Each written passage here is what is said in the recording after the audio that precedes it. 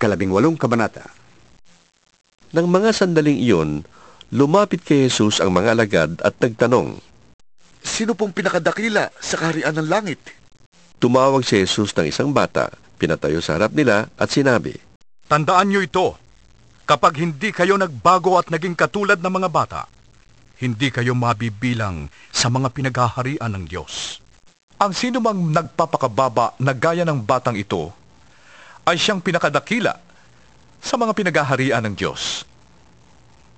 Ang sino mang tumatanggap sa isang batang katulad nito alang-alang sa akin, ay ako ang tinatanggap. Mas mabuti pa sa isang tao ang siya'y talian sa leeg ng isang malaking gilingang bato at ihulog sa kailaliman ng dagat, kaysa siya'y maging sanhi ng pagkakasala ng isa sa maliliit na ito na nananalig sa akin. Kahabag-habagang daigdig sa dami ng mga tuksong nagiging sanhi ng pagkakasala. Hindi nga may iwasan ang pagdating ng tukso. Ngunit kakilakilabot ang sasapitin ng taong pinanggagalingan nito. Kung ang iyong kamay o paa ang nagiging sanhi ng iyong pagkakasala, putulin mo yon at itapon. Mas mabuti pa ang makapasok ka sa langit na putol ang isang kamay o paa, kaysa may dalawa kang kamay o paa at itapon ka sa apoy na hindi namamatay. Kung ang mata mo naman ang siyang nagiging sanhi ng iyong pagkakasala, dukitin mo yon at itapon. Mas mabuti pang mapunta ka sa langit na bulag ang isang mata, kaysa may dalawang mata kang itapon sa apoy ng impyerno. Pakaingatan ninyong huwag hamakin ang isa sa maliliit na ito. Sinasabi ko sa inyo, ang kanilang mga anghel ay laging nasa harap ng aking amang nasa langit.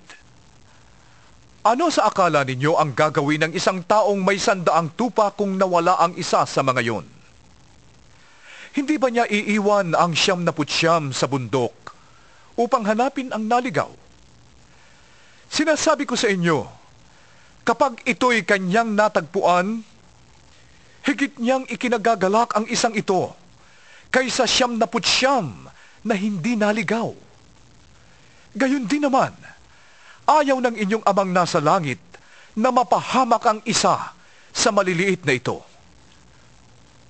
Kung magkasala sa iyo ang kapatid mo, puntahan mo siya at kausapin ang sarilinan tungkol sa kanyang kamalian. Kapag nakinig siya sa iyo, naibalik mo sa dati ang pagsasamahan ninyong magkapatid. Ngunit kung ayaw niyang makinig sa iyo, magsama ka pa ng 1 o 2 tao upang ang lahat ng pinag-usapan ninyo ay mapatunayan ng 2 o 3 saksi. Kung ayaw niyang makinig sa kanila, sabihin mo sa iglesia ang nangyari.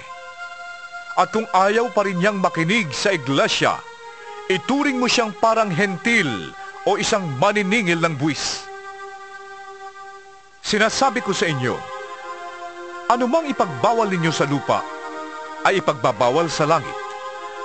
At anumang pahintulutan ninyo sa lupa, ay pahihintulutan sa langit. Sinasabi ko pa rin sa inyo, kung ang 2 sa inyo ay nagkaisa dito sa lupa sa paghingi ng anuman sa panalangin, ito'y ipagkakaloob sa inyo ng aking amang nasa langit. Sapagkat saan man may 2 o 3 nagkakatipon sa pangalan ko, naroon akong kasama nila. Lumapit noon si Pedro at nagtanong sa kanya, Panginoon, ilang beses ko po bang patatawarin ang kapatid kong paulit-ulit na nagkakasala sa akin? 7 beses po ba? Sinagot siya ni Jesus, Hindi ko sinasabing 7 beses, kundi 70 ulit na 7. Sapagkat ang paghahari ng Diyos ay katulad nito. Ipinasya ng isang haring hingan ng ulat ang kanyang mga tauhan tungkol sa kanilang pamamahala. Unang dinala sa kanya ang aliping may utang na milyon-milyong piso. Dahil sa siya'y walang may bayad, iniutos ng hari na ipagbili siya, pati ang kanyang asawa, mga anak, at lahat ng kanyang ari-arian upang makabayad. Lumuhod ang taong ito sa harapan ng hari at nagmakaawa. Bigyan pa ninyo ko ng panahon at babayaran ko sa inyo ang lahat.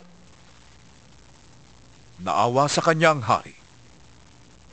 Kaya't pinatawad siya sa kanyang pagkakautang at pinalaya. Ngunit pagkaalis niya roon, ay nakatagpo niya ang isa niyang kamanggagawa na may utang na 200 piso sa kanya. Sinunggaban niya ito sa leeg, sabay sigaw, "Magbayad ka ng utang mo!" Lumuhod ito at nagmakaawa sa kanya, "Bigyan mo po ako ng panahon at babayaran kita." Ngunit hindi siya pumayag.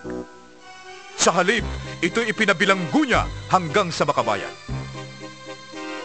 Labis na nagdamdam ang ibang mga tauhan ng hari nang malaman yon. Kaya't pumunta sila sa hari at isinumbong ang buong pangyayari. Ipinatawag ng hari ang malupit na tauhan. "Ikaw, napakasama mo," sabi niya. "Pinatawad kita sa utang mo sapagkat nagmakaawa ka sa akin. Nahabag ako sa iyo. Hindi ba't dapat ka rin sanang nahabag sa kapwa mo?" At sa galit ng hari, siya'y ipinabilanggo hanggang sa mabayaran ang lahat ng kanyang utang. Gayon din ang gagawin sa inyo ng aking amang nasa langit, kung hindi ninyo patatawarin ng buong puso ang inyong mga kapatid.